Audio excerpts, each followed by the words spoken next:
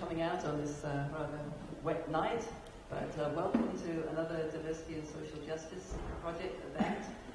Today we're very pleased to welcome Marca Bristo to campus. Marca went to Beloit College and then Rush University School of Nursing, and then was injured in a diving accident when she was 23. She became very interested in the disability movement and has been an incredible activist in that regard. She's currently CEO and president of Access Living in Chicago, which is a community center for people with disabilities. But she was the first woman and first disabled person to be appointed chair of the National Council on Disability for the Clinton administration from 1994 to 2002. She's helped draft local, national, and international reforms to protect the rights of people with disabilities, including the American Disabilities Act. And she's found numerous disability rights coalitions. She's also had numerous awards, including the Betts Award and Distinguished Service Award. And interestingly, she grew up, at least part of the time, in West Winfield, and so we have relatives. And so this is a trip sort of home for her, as well as you're going to give the talk. So we're really pleased to have her here. Please welcome Marca Bristo.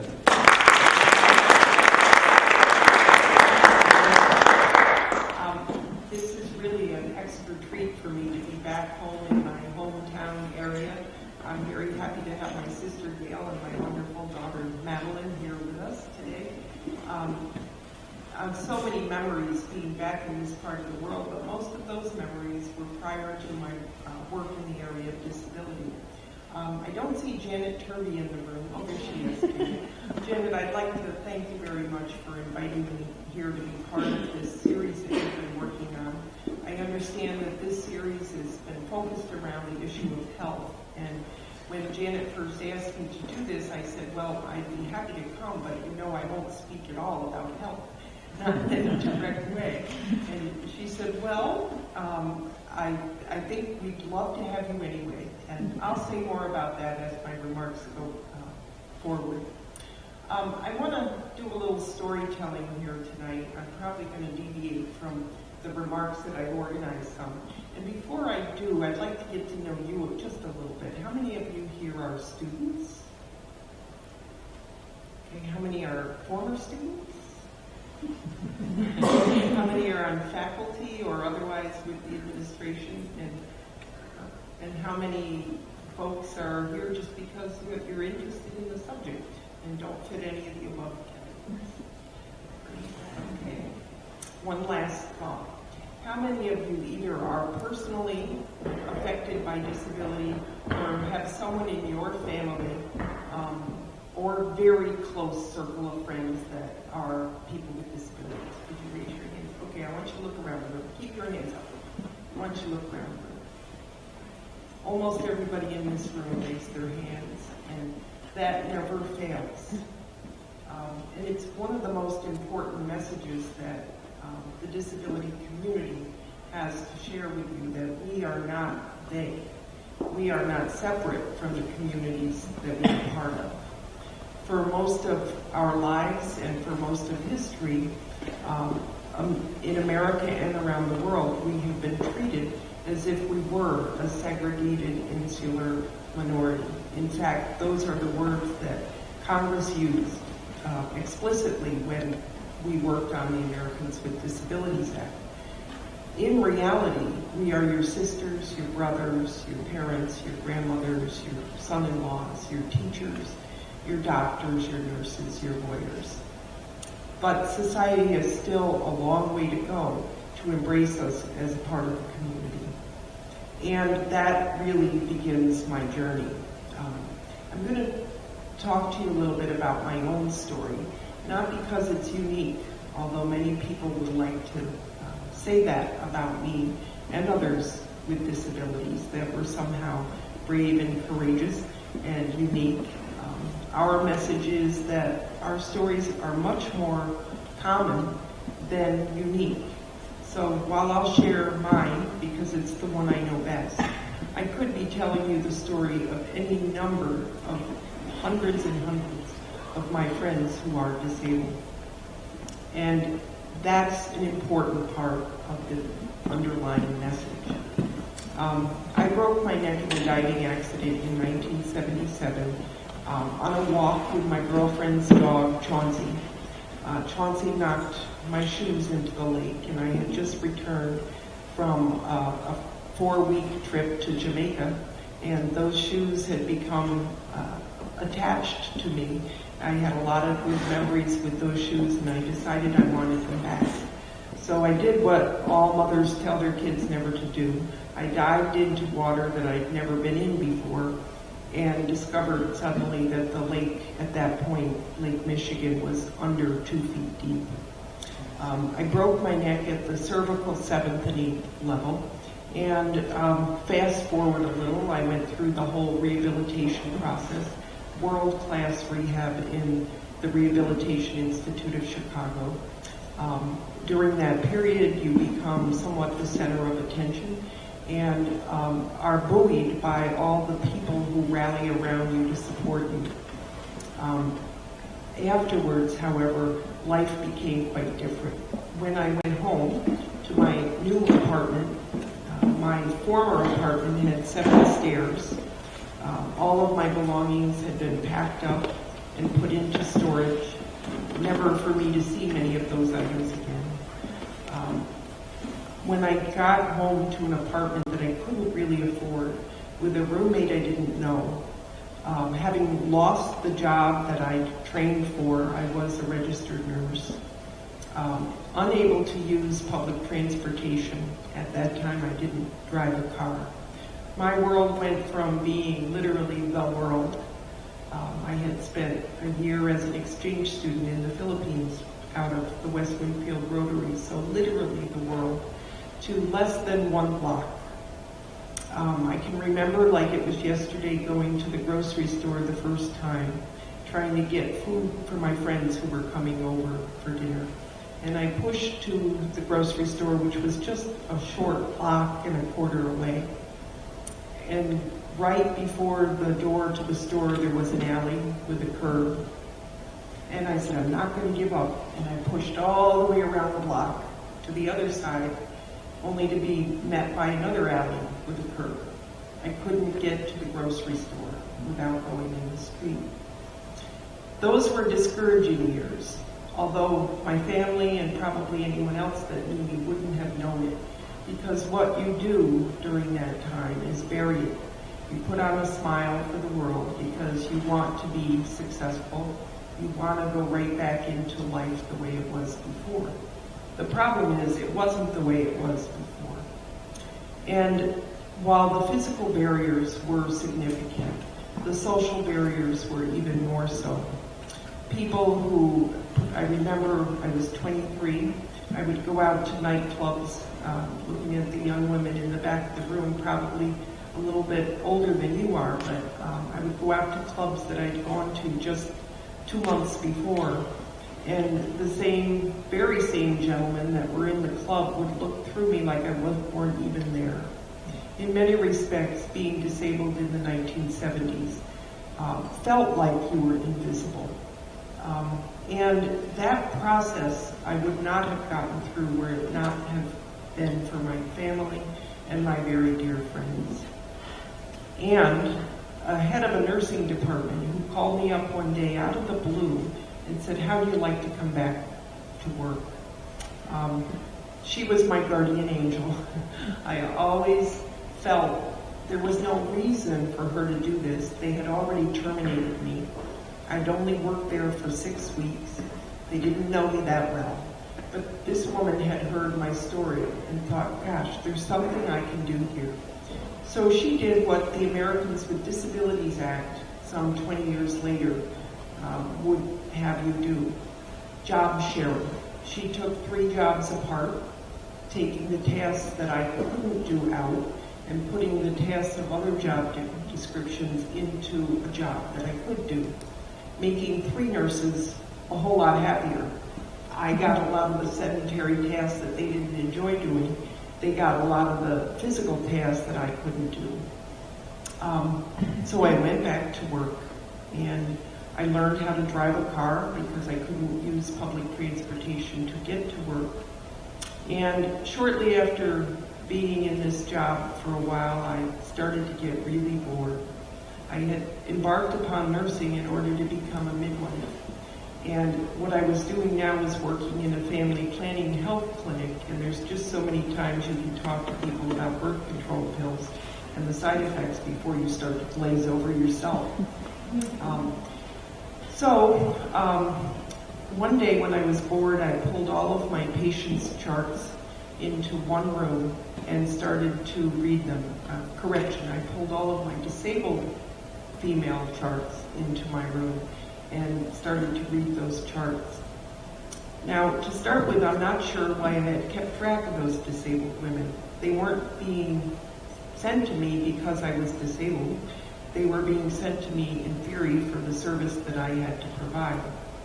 But as I sat and read through those 26 charts, I found a remarkable thing. First off, most of the questions that we normally ask women in a women's health setting had not been asked, or if they had been, the answers had not been recorded. Page after page of blanks. Are you sexually active? Blank. Are you using birth control? Blank. Have you ever been pregnant? Blank. Have you ever had a sexually transmitted disease? Blank. I left that room angry, and that anger changed my life. Anger, properly placed, can be a really important source of energy for social change. I went to the director of nursing and I said, look at this. And as I sat with her, I was able to reflect upon how many times we had sent women home unseen because we didn't have the staff to get them onto the inaccessible examination table. Or how many times we sent them home unseen because their private medic car came to pick them up before we'd had a chance to see them. And that was their only way home, so when their ride came, they were out the door. And I thought of the young woman who I saw who had just come back from a mastectomy, and another one, actually two women, who'd just come back from a hysterectomy. Both of them had severe speech impairment, cerebral palsy. One of them spoke with a Ouija board, the other one tried to communicate orally. Neither of them wanted the surgeries that they had just had, but the system wore them down because no one would take the time to listen to their broken communication when they tried to say no. I relayed all that information to my supervisor, and my supervisor said, this is terrible, will you help us fix it? And I went in the room to quit. That was my plan. And instead of quitting, a few days later, they came up with a brochure on a conference that was being held in Berkeley, California, on family planning and disability. And off I went. I think it might have been my first airplane trip, but it was near the beginning of my travels to this conference. Before I went, I had been out of the hospital for about 8 months, maybe 9 months, and the nurses at the Rehabilitation Institute had been inviting me to come over to the Rehab Institute to take part in some committee meetings they were having to look at the issues of independent living. They were concerned with the high number of young disabled people that they were discharging into nursing homes, and they had been inviting me to come be part of the process. They invited me not once, not twice, not 3 times, not 4 times, but probably 6 times. And each time, over those many months, I said no. I now know that I said no because I thought I had nothing to say. I now know that I said no because I had already been co-opted into the medical model of disability, the model that was about to undergo revolutionary change in American social policy. But at this time, all I knew was I didn't think I had anything to offer. So off I went to Berkeley, California. In Berkeley, there were curb cuts. In Berkeley, when I went out to dinner, Instead of people looking through me like I wasn't there and asking whoever I was with what I wanted to eat, they asked me what I wanted to eat. Instead of having to take the garbage elevator or go in through the kitchen to go out to eat, I could go in through the front door.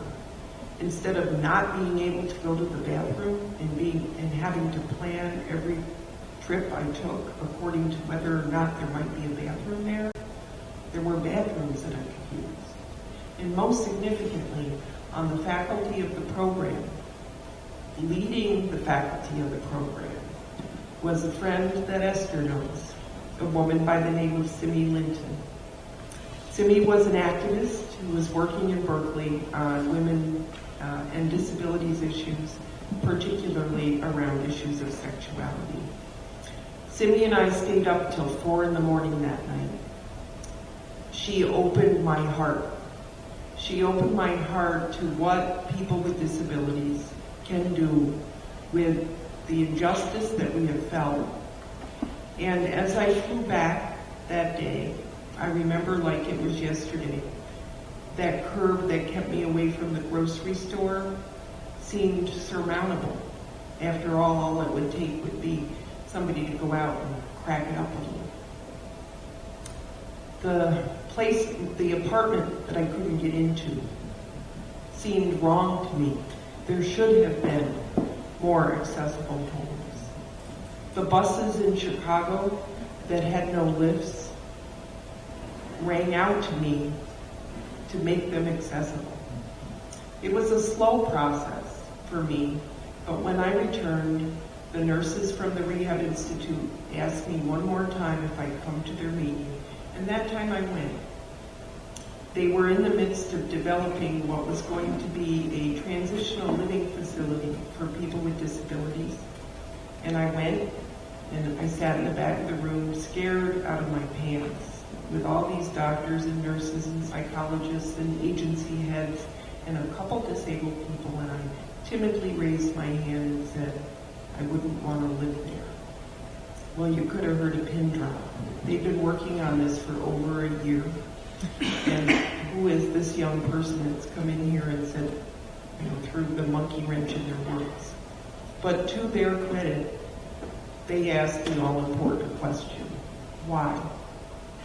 And I said, I don't want to live just with other disabled people. And my problem isn't learning how to mop my floor. The problem I had was there were no accessible homes for me. They folded up their plans and said, I guess we better start over.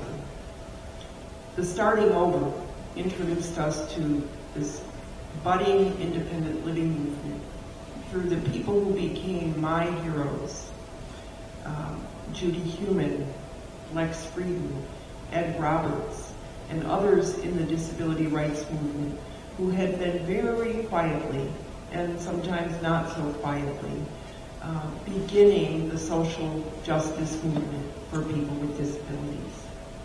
Now for me, that process took about a year. The same process happens to many, many people with disabilities, whether they have an acquired disability, whether it's a physical disability, whether they're blind, whether they're deaf.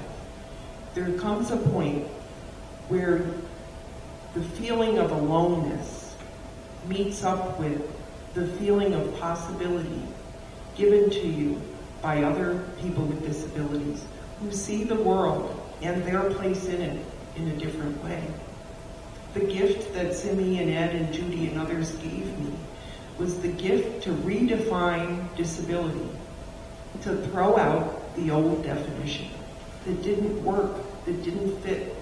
If it had worked, then why would we have 54 million people in this country, an overwhelming majority, 65% of them or more, not working? Talented people who have a great deal to offer and who had been set aside outside of society, many times segregated off in institutions that weren't working for them. That gift was the gift of power. They gave me my voice. Many years later, that lesson has become the motto of the international global disability rights movement. Coming from an African story, the words mean, translated into English, nothing about us without us.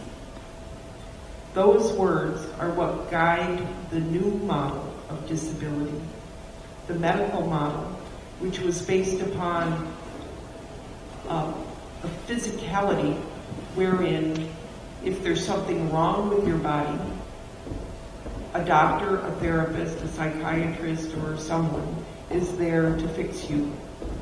You become sort of the passive recipient of their assistance. It's very unempowering. At a certain point in time, all of us with disabilities realize there's no more fixing. This is who I am. And there you are left. The social model of disability says, yes, we all have a responsibility to do our part in learning what we can to make our lives better, but that the society has to meet us halfway. That model has come together through the activism of the disability rights movement and has created a revolution for change. So when Janet asked me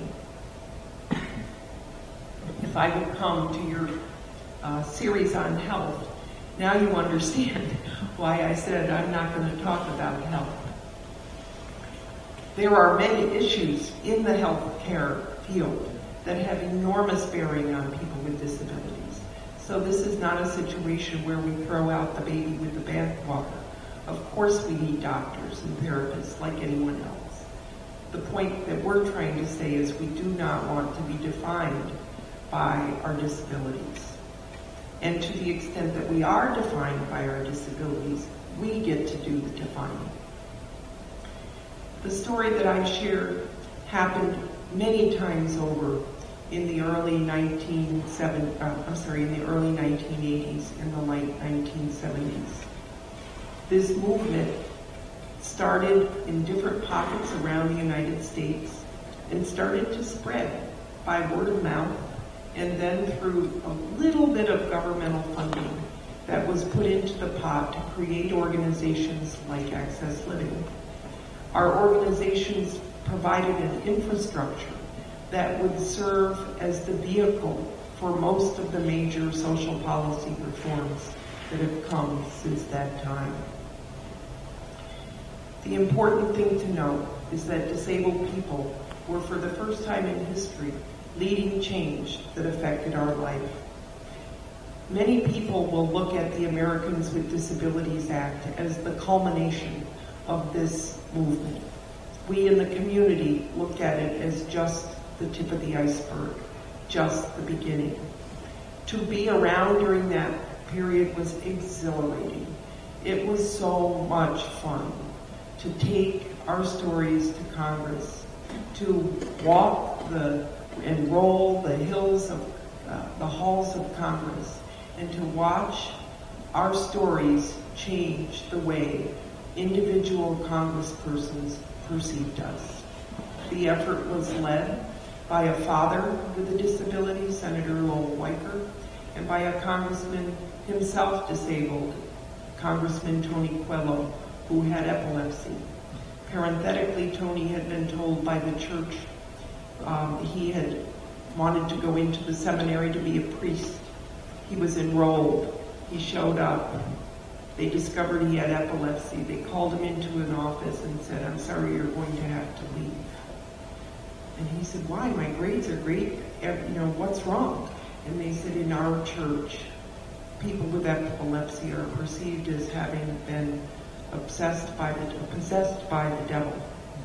I'm sorry, there's no place for you here." Tony, Senator Dole, Senator Weicker, Senator Inouye, and numerous other people on the Hill brought their life stories, coupled with our life stories, to create a civil rights change for people with disabilities. And while the law was a legal victory, to be sure, it gave us a legal tool that we've never had before, prohibiting discrimination in the areas of employment, government service, transportation, telecommunications, and public accommodations.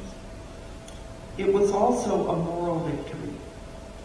If you read the preamble of the law, it not only sets out the legacy of history, the legacy of discrimination, isolation, and segregation, but it also says something even more important to us, that disability is a normal part of the human condition. Now think about that for a minute. Disability, how many of you have thought that disability is normal? I do. I mean, it's as normal as having brown hair, being tall, being short, being from Africa, being from Canada. It's something that just happens to people. We have medicalized it and demonized it and paternalized it and disabled it to such a degree that we have come to believe its abnormality. Now, what do I mean by that? A lot of people will say, well, are you trying to say that we shouldn't undertake efforts to look for cures or to help solve the world's problems related to this? That's cruel. No, I'm not saying that, although there are some in the disability community that would say that. I am simply saying that we are probably never going to get to a point in society where we have cleaned up all the aberrant bodies. And if we did, I wouldn't want to live there. Think how homogeneous our world would be. I think of the people who've affected my life with disabilities. My big brother, who had AIDS. My mom, who had serious respiratory disabilities from cancer. My sister's girlfriend, Tony, who had polio. And I think of all the lessons these people teach us. Lessons of perseverance, patience, tolerance, respect. These are characteristics that our society sorely needs, and in greater numbers. And ask any family that has a person with a disability in it, and the non-disabled people in the family will tell you how many things that has opened up in their family's life that would not have been opened before. So, while the law was a legal victory, it was also a moral victory for us. Dr. King understood this when he led the civil rights movement. He understood that ending segregation was an important goal for the civil rights movement, but it was not the ultimate end that they saw. Ending segregation was a step towards the end of creating true integration, where people would be alongside one another, understanding one another for their common humanity. And that only then, when we've touched people's hearts, can we expect that we will look out for each other, for the brothers and sisters that we truly are. And while he also understood that the laws were absolutely necessary to level the playing field, so to speak, that morality can't be legislated, but that, in his words, judicial decrees may not change the heart, but they can restrain the heartless. So the ADA opened up doors for people with disabilities. It allowed us in. It gave us a legal tool to fight discrimination. But we have known all along that that was just the first step in a very long journey to balancing the rest of the equation. My friend Ed Roberts, who passed away and was the grandfather of the independent living movement, said it best when he said, "We have an outdated system of public policies based on outdated attitudes towards people with disabilities. The world has to change a little to let us in."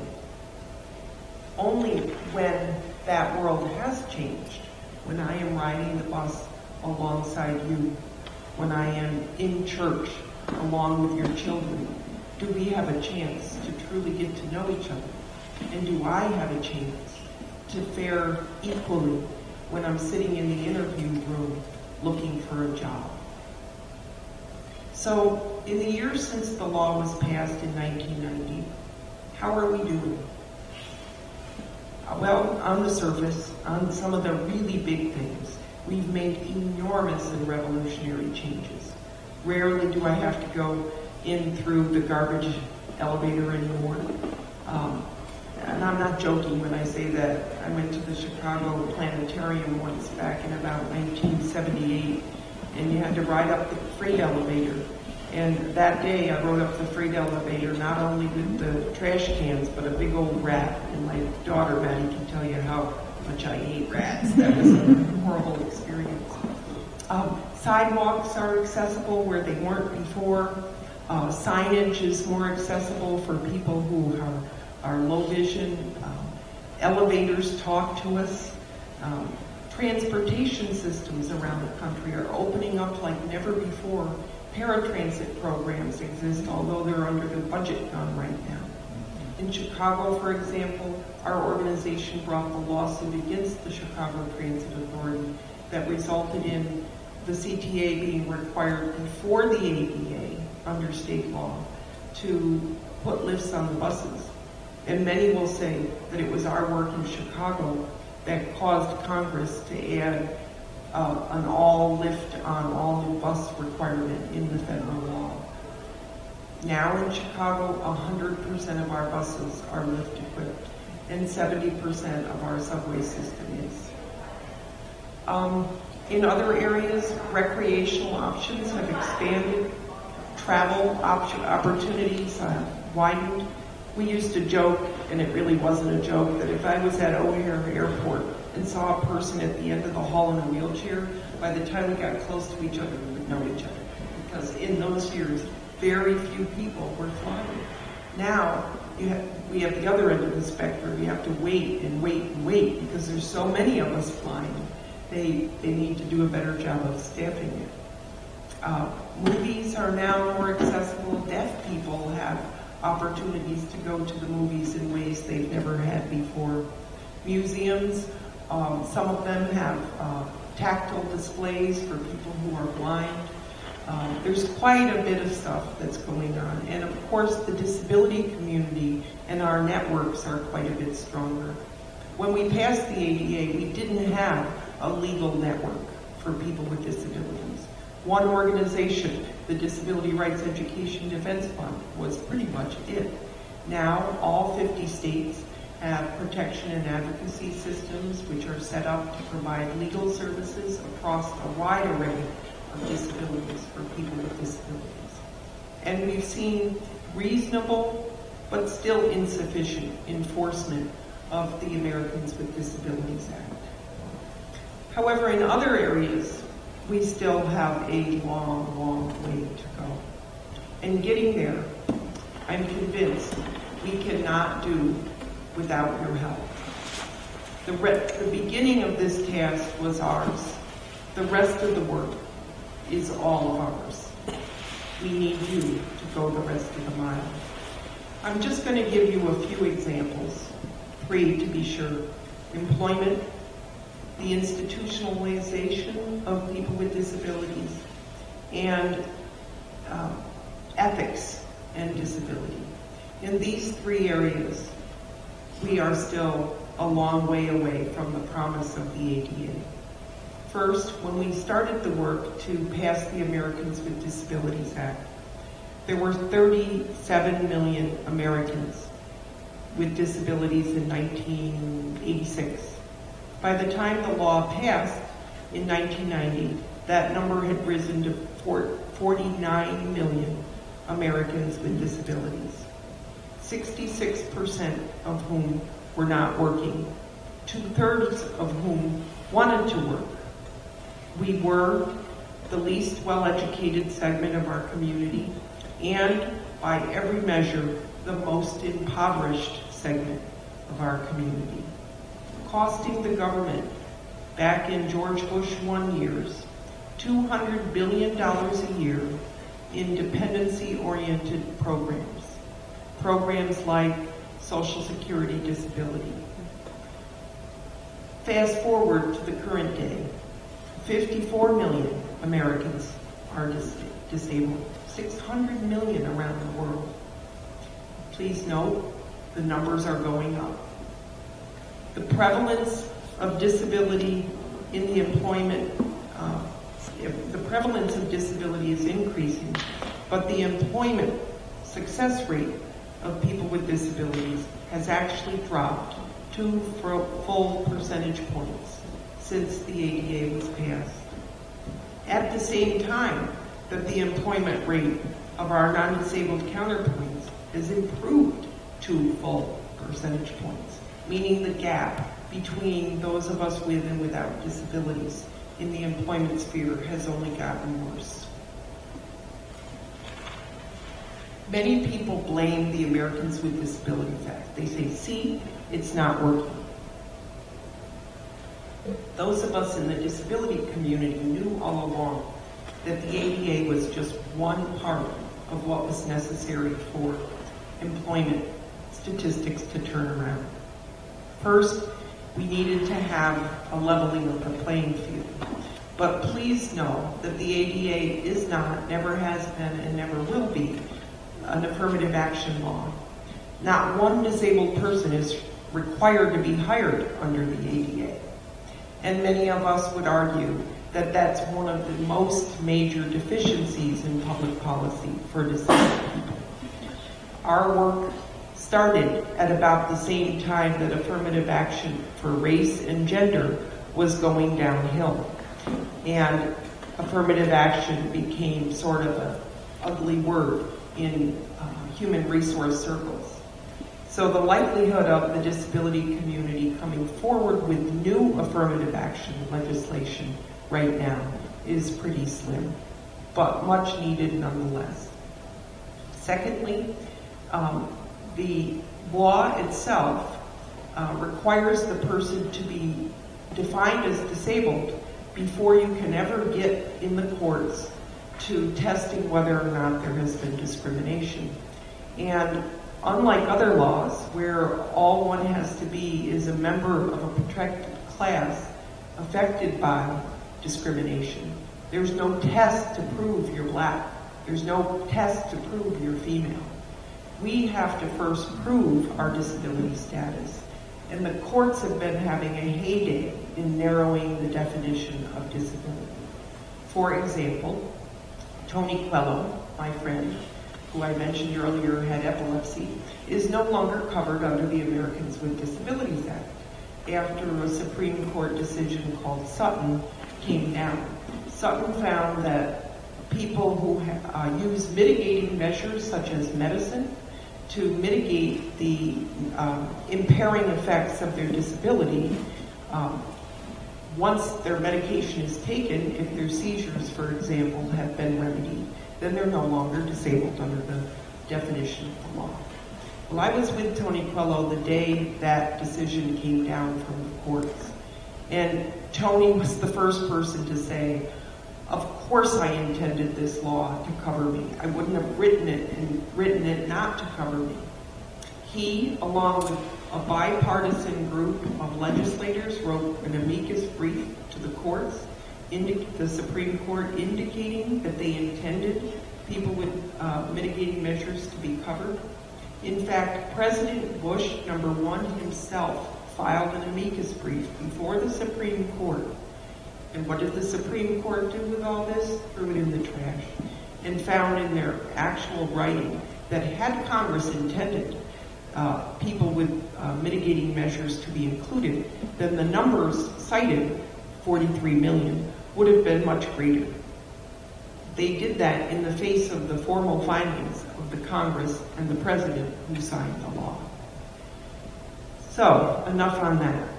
Finally, those of us in the disability community also knew that it requires many, many other social reforms to occur for employment of people with disabilities to be improved.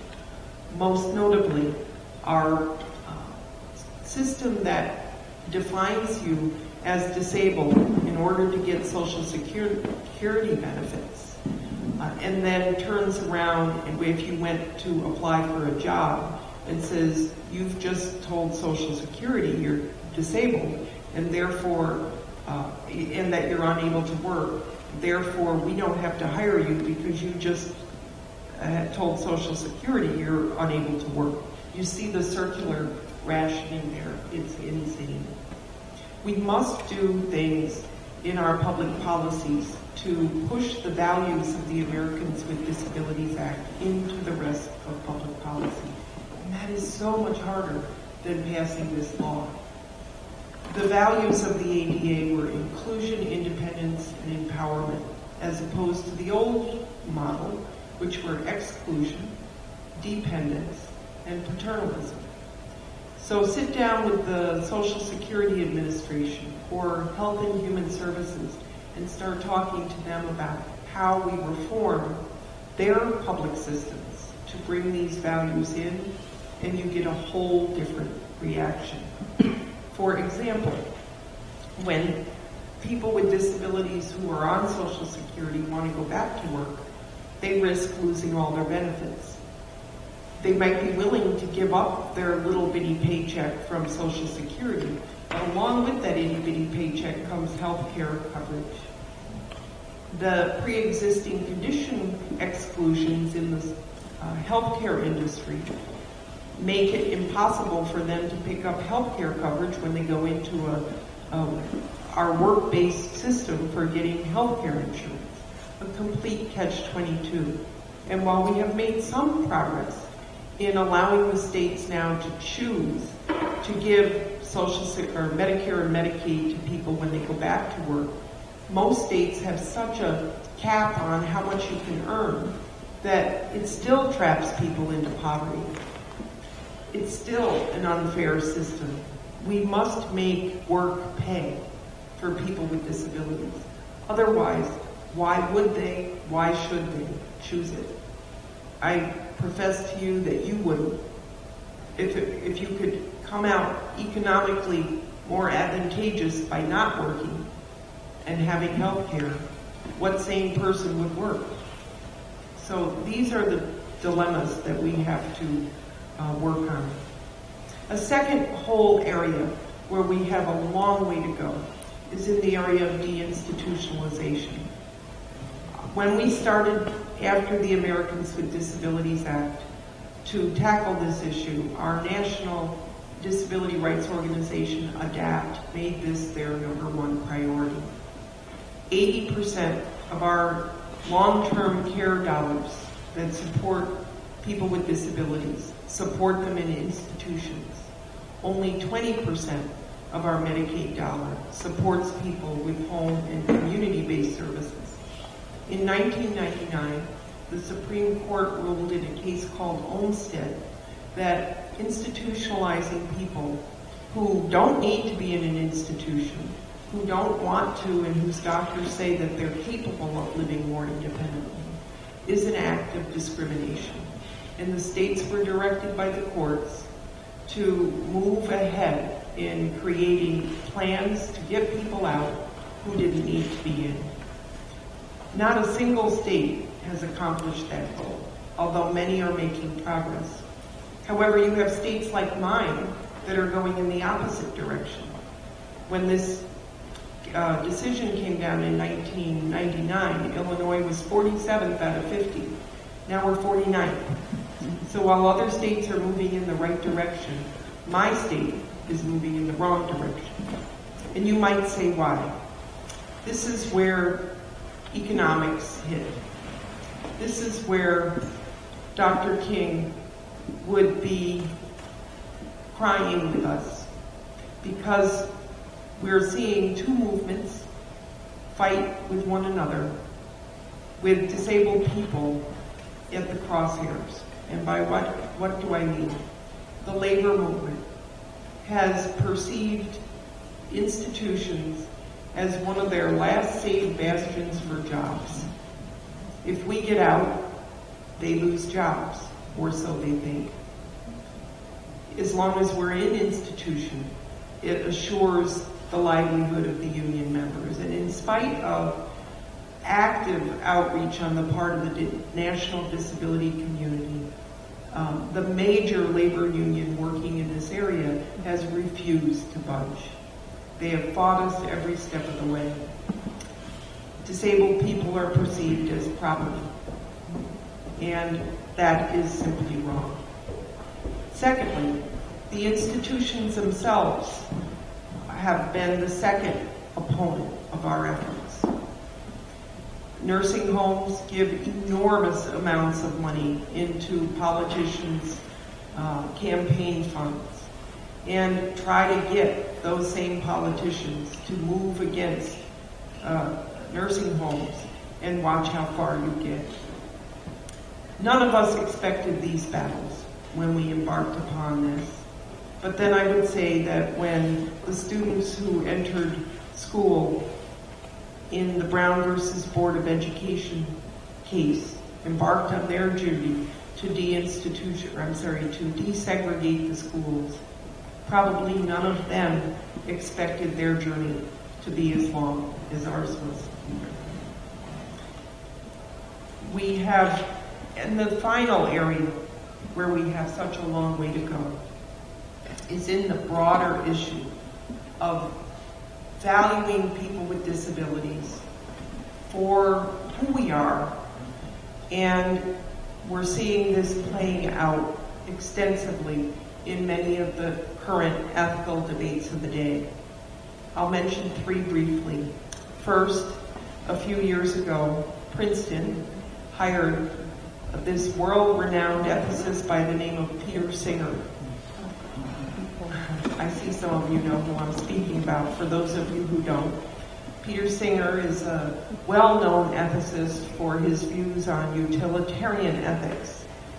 He has been known to have advocated that personhood cannot be granted unless the being is a sentient being over time, and that fetuses who show significant developmental disabilities, as well as adults with significant cognitive disabilities, are not sentient beings and therefore should be euthanized and their lives should be terminated. Now, if he were here, he might say that I'm being somewhat oversimplistic, but on the core of what I'm saying, he would defend it extensively. So the disability community was enraged to see an institution of the caliber of Princeton bring him on because of the validation or the appearance of validation it gives to his views. The second was the instance of Terry Scheibel. Now, many people perceived that debate as a debate between two families or a debate between the right to life community and everybody else. And this is where the Democrats in Congress failed to listen to the voice of disabled people. All of the major national disability organizations signed on an amicus brief, authored by one of my staff actually, regarding that issue. There were numerous complexities to it, but how many of you even heard that there was a voice other than the right to lifers or those who were defending the civil liberties of people who had the right to make a choice to terminate their life? Very few. You did. Thank you, Esther. I made speeches. Our voice was lost.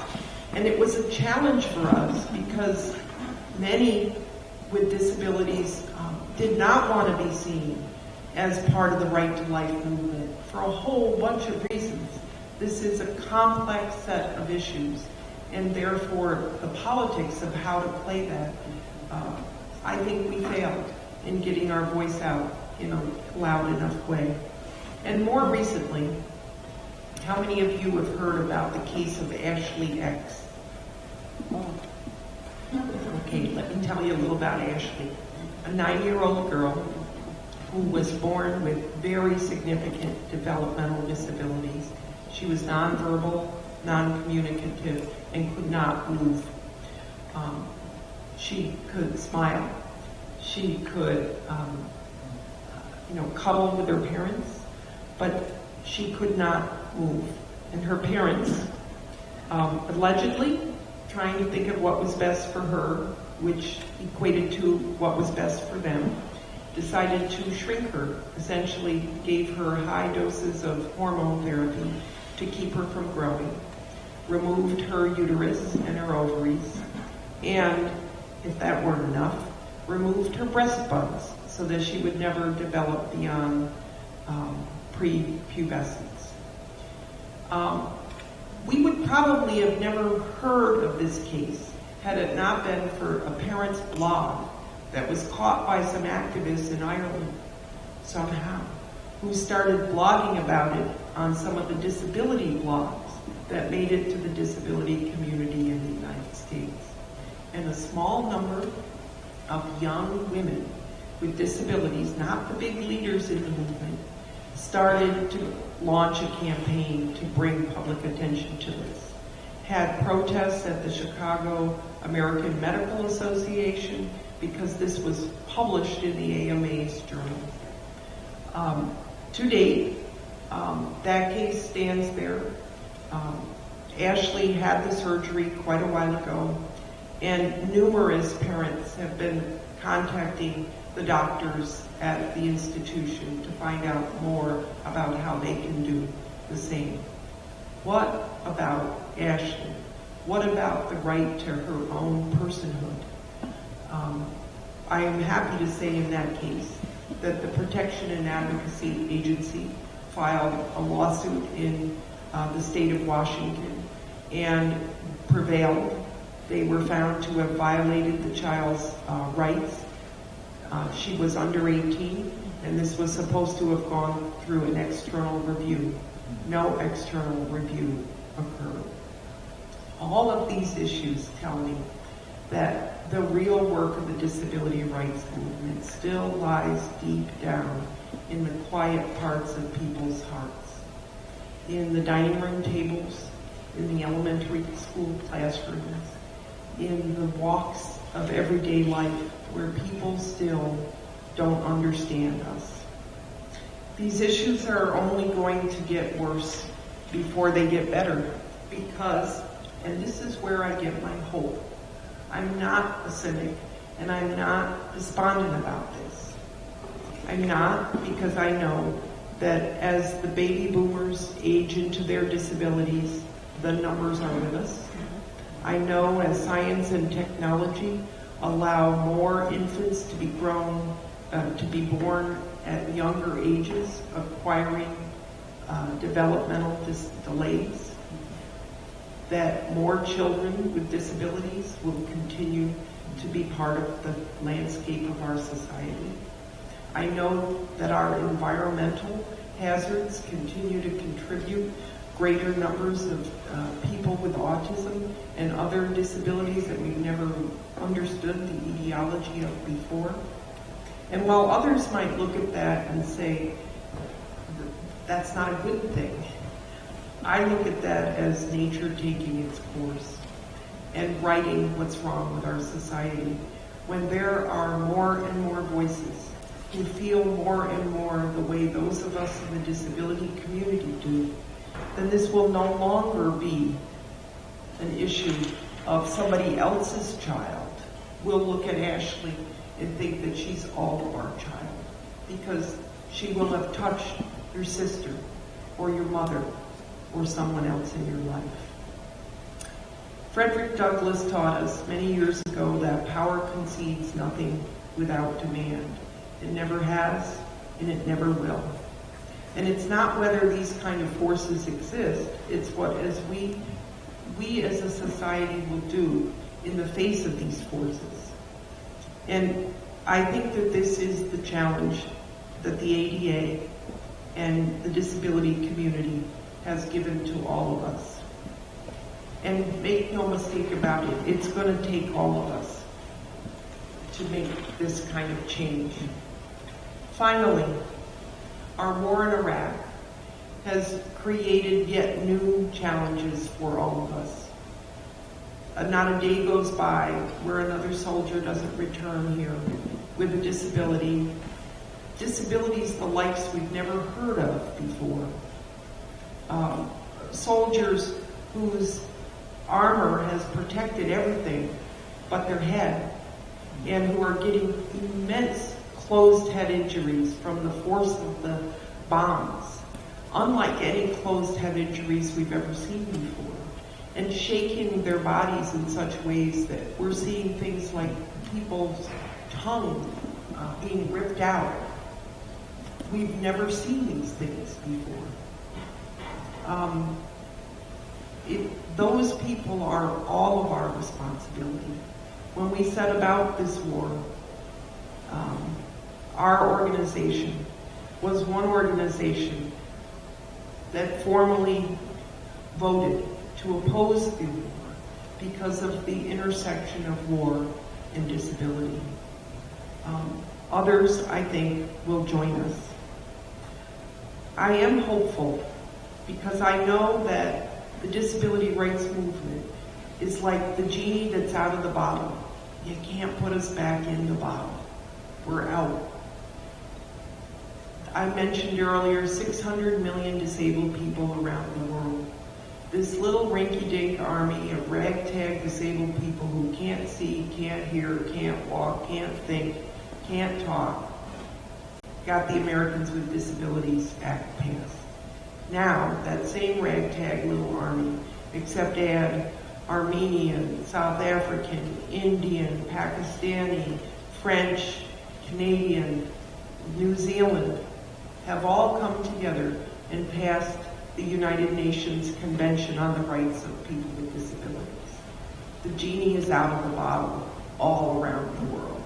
And when those 600 million people begin to find their voice, my hope comes from the fact that the lessons we've learned as disabled people make us understand that all of us, no matter where we are in the world, have something tremendous to share with each other, and that is our common humanity.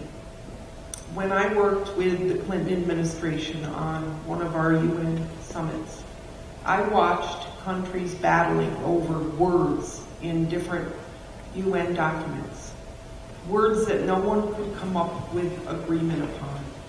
When the disabled people in the delegations reached out to each other, they were able to broker deals with each other that our non-disabled counterparts were not able to do. Maybe I'm naive, but I do believe that the talent pool and the experience, strength, hope, and understanding of that common humanity is needed today in this world more than it ever has been before. And I believe that we are part of what can lead this world out of the period of semi-darkness that we've been in into a world that's better for everybody. Thank you very much.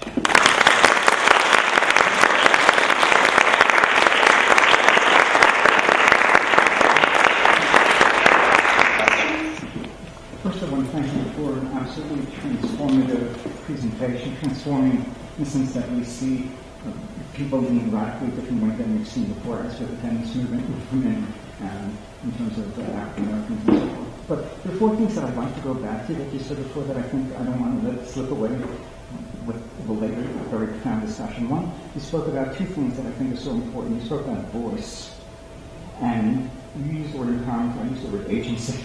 The idea that one has agency in one's life, one can do otherwise than has been told you can do, is so important. And the two things that you also mentioned, I think, have relevance for the college, the university. One has to do with what I would call a universal design. You're talking about the apartment. I'm thinking about the movement now to create housing that has universal design, so it's not just specifically for one group or another. We need that at the college level as well, in terms of accessibility, in terms of learning disabilities. It should not be a special room in which people come to. And the second thing really has to do with the issue of diversity. We talk a lot about diversity on this campus. I was a member, I used to teach at the University of Hawaii. I was on, in 1990, I was on the diversity, President's Diversity Committee. Why? Well, in my case, I'm Jewish, so it had to do with religion, which we don't seem to see as also part of diversity. But there was also disability as part of diversity. We reduce it to race and ethnicity and various other things. But the disability is a very important one. And I'm thinking here mostly of what you said, so that we can benefit by the diversity of your views as your family has, you know. And so I very much appreciate what you said. Thank you. Thank you very much for bringing up all those points. The concept of universal design is something that did get its grounding in housing, but it's really globally, this concept is picking up much more so than in the United States. My organization just finished construction of a new headquarters that is both green design and universally designed. And what I learned, universal design is designing for everybody. It goes past what the ADA requires. I like to think of it as thinking of disabilities that the ADA forgot, and also wisely applying the principles that are in the law that no law can tell you exactly how to apply in reality. I think that the merger of sustainable design and universal design is really socially responsible design, because it's designing for our future. And then the issue of diversity, it's been a sore spot to those of us in the disability community for a long time, that in corporate America, diversity doesn't include people with disabilities. But I'll tell you, right now it's changing. And I believe it's changing because disabled activists have made employment an advocacy issue. For the first 20-some years, we were focused on the core things, such as we've spoken about, housing, transportation, etc. And it's not that those things have been fixed, but as my friends would say, what good is it to have your cake if you can't eat it too?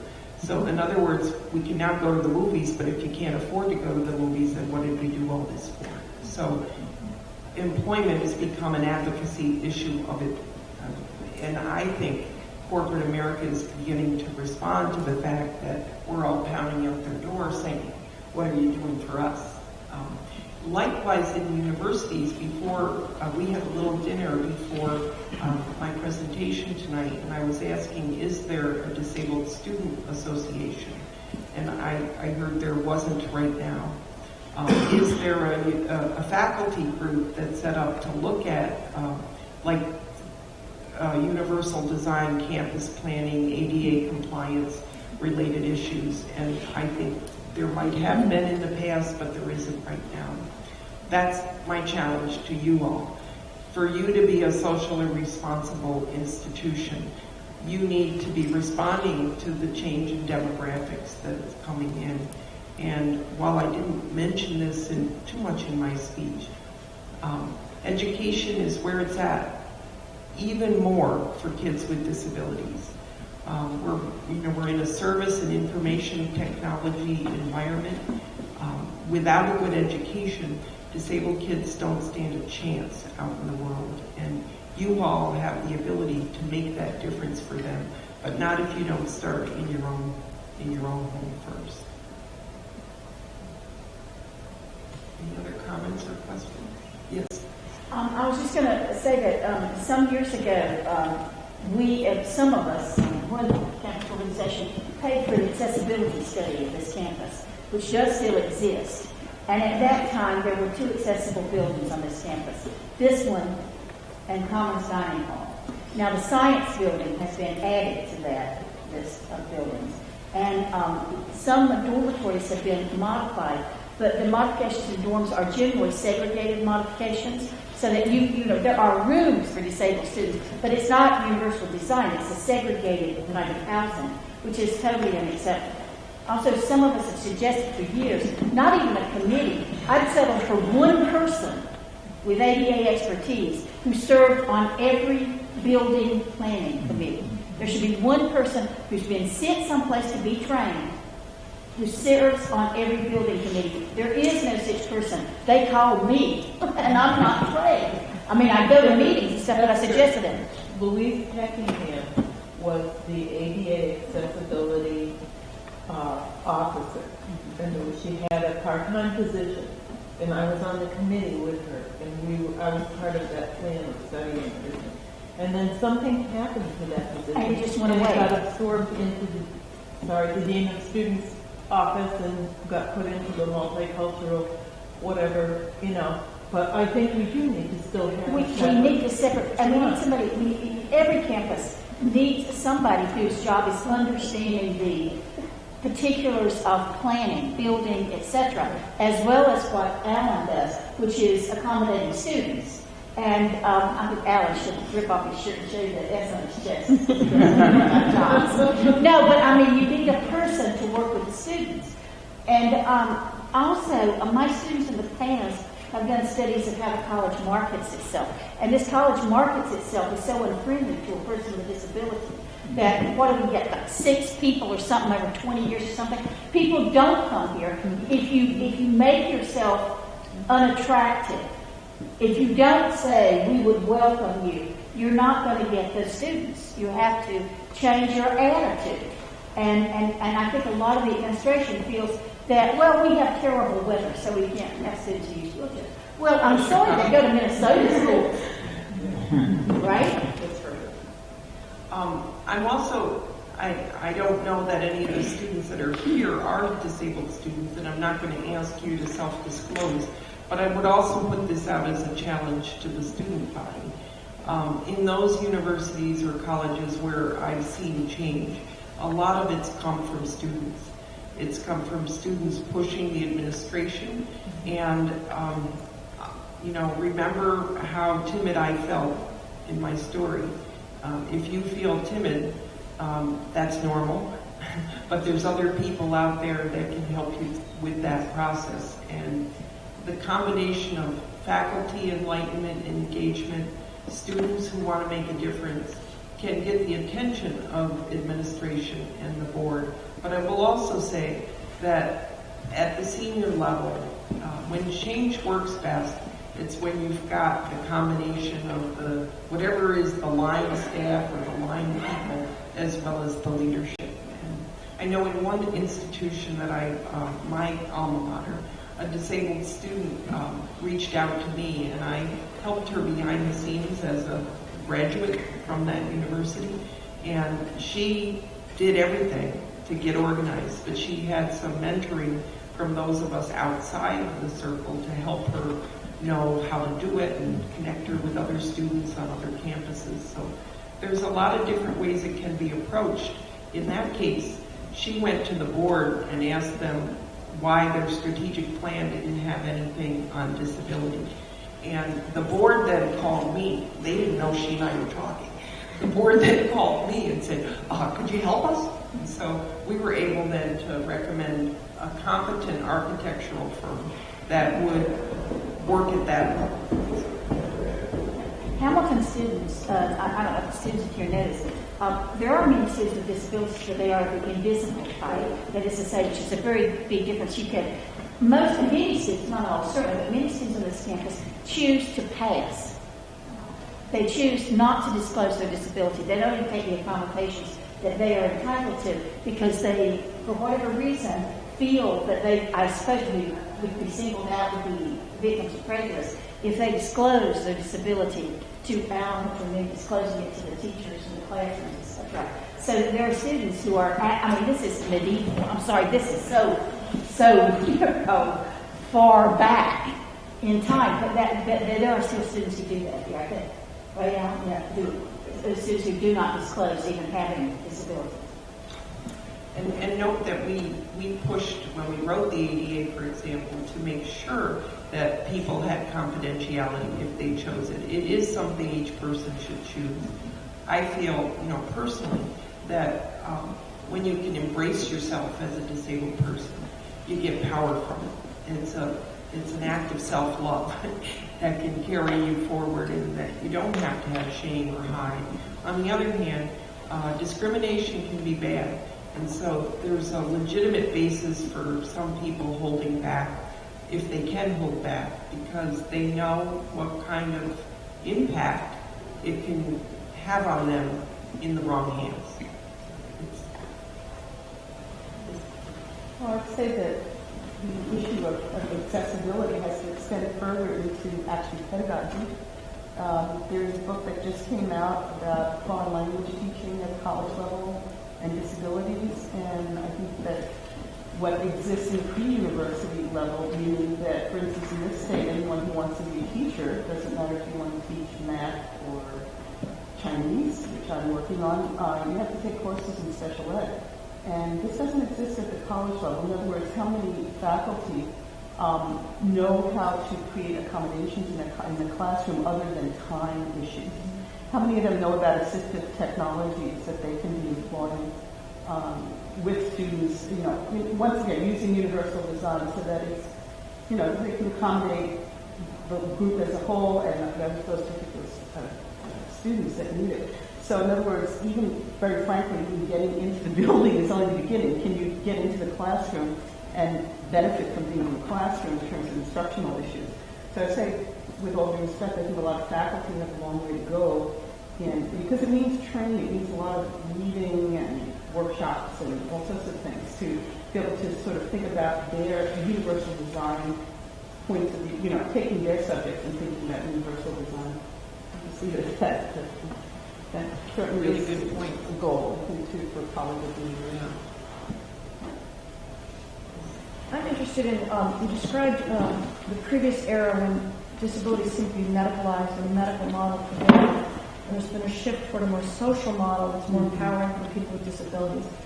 But it also seems that sometimes the evidence, you mentioned that people with disabilities often have to prove that they deserve or that they qualify for accommodations. Often that evidence that they need to prove such a disability comes from a medical source. So I'm thinking of certain disabilities that don't even have a medical legitimacy or they're contested, like multiple chemical sensitivity. The medical model doesn't work there because biomedicine is not capable of finding a bodily-based pathology. These are environmental sources of suffering and disabilities. It's one of the many paradoxes within the whole field. I think it's not something, for example, in the Olmsted decision, we declared it a victory, even though privately a lot of us said, why did it said the person needs to not oppose living in a more integrated setting, and their treating professional has to agree that they can. Now, wish that I could have told the Supreme Court, don't do that, but it's what we got stuck with there. But in many respects, I totally agree with what you're saying. I don't think a better alternative has come up with. At the international level, the classification system for defining disability has just gone through a major rewrite to pattern it against the against the social model. So there too, we're beginning to see change, but it's going to take a long time before people start to feel the effect of that change. How does mental illness fall into? Is that considered a disability? I mean, it's a medical, chemical problem. Someone with MS would qualify for. Yes. What about someone with schizophrenia or bipolar?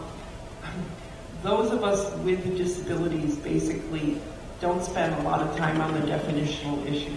If you believe yourself to be disabled, you are. So in my organization, for example, we work with people with all different disabilities. We don't require medical certification. If a person says they are, and it's more than something that's going to last for 6 weeks, like a broken leg, we welcome people in. The law also does. And a lot of the philosophic issues that I was speaking about.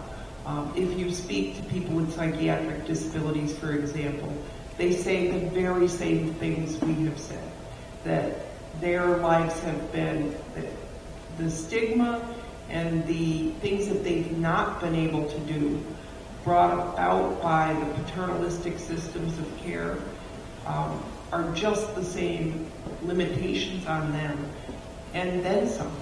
I mean, for example, in the Americans with Disabilities Act,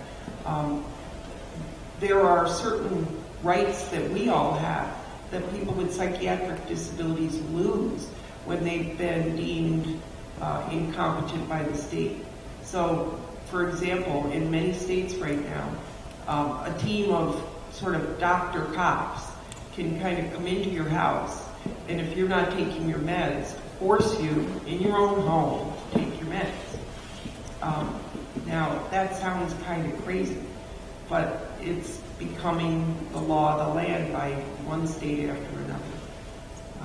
And what I've learned from people with psychiatric disabilities is they feel the same dehumanization and exclusion, and it's not until they found other people with psychiatric disabilities who've begun to redefine that they found their power and their voice.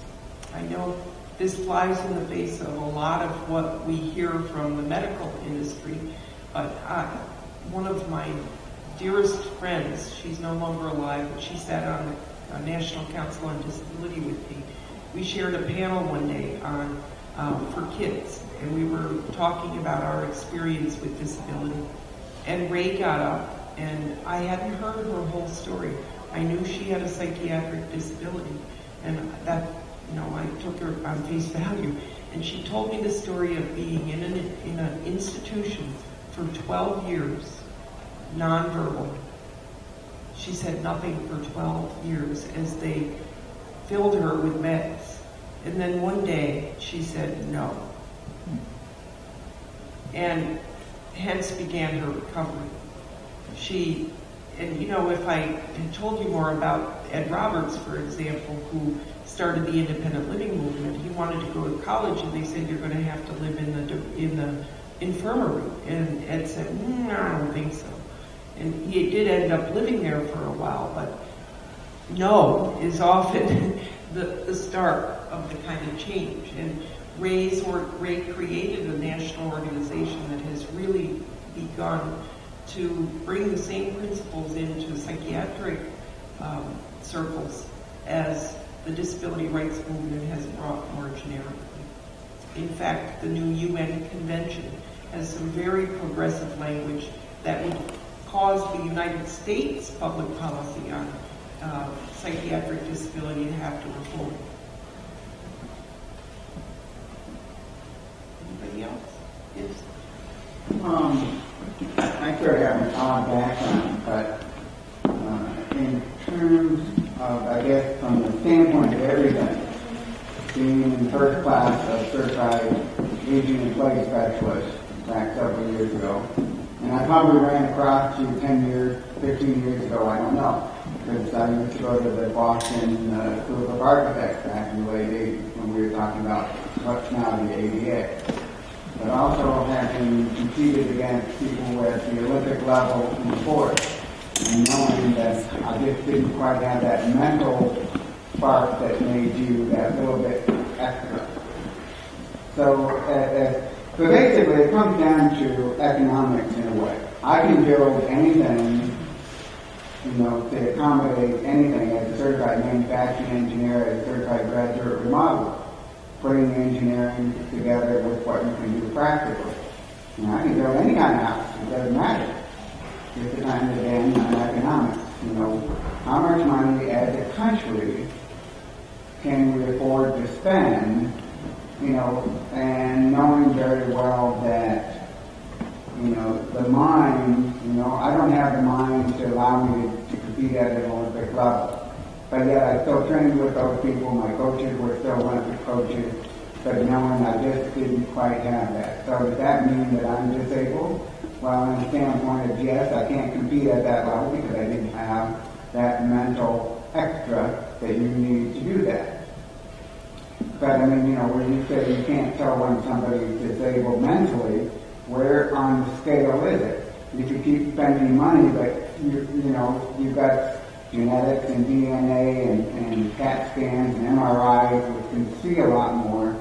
And having my dad have vascular dementia, which is what we call Alzheimer's in a way, and seeing the charts and seeing what the brain does, where is it? You're raising two different questions, I think. The first is, an issue of economics and, what is the value on people with disabilities in the context of our society. First, I would profess that a lot of the things that people with disabilities want, in the end, would be saving money. For example, new construction has been proven over so many different studies that if you start at the concept with building something that's accessible or universally designed, it costs an iota of what the overall construction cost would be. So it's a decision, and having just built a building now, I understand this even more. It's a function of planning, time, and making it a priority. Number two, in some of the other areas that I've been speaking about, we're already spending, remember I said $200 billion a year on systems that really aren't serving people the way they want to be served. We can look at countries in Europe and Scandinavia which use a completely different model, where their government is investing a lot of resources into personal empowerment of individual people so that they can be more capable of investing in the tax base.